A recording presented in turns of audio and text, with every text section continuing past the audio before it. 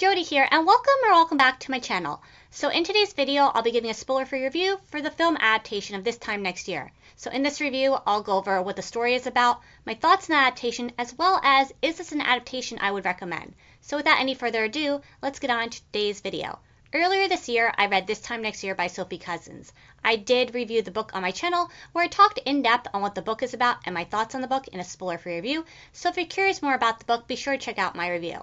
Before I get to my thoughts on the adaptation, I'll first let you know what This Time Next Year is about. This Time Next Year is about Minnie Cooper and Quinn Hamilton, who were both born on New Year's Day in 1990 at the same hospital in London.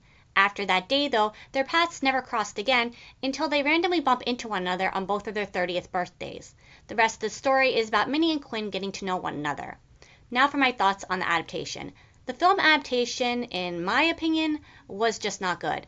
It lacked the heart, sincerity, and depth that the book had. The characters were written in a one-dimensional way where you never got to know them, and in turn, because of that, never ended up caring much about them as a result. In the book, there was chemistry and a real connection between Minnie and Quinn that formed over time, whereas in the film, their romance felt rushed and lacked any kind of chemistry or passion. And because of all that, their love for one another just didn't come across as believable.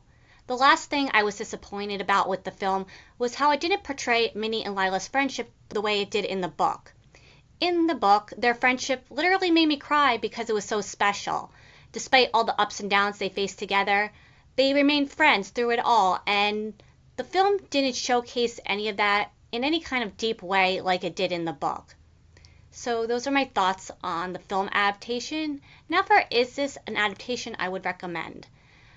The film adaptation of This Time Next Year fell flat on every level that it possibly could have fallen on, especially when you compare it to the book.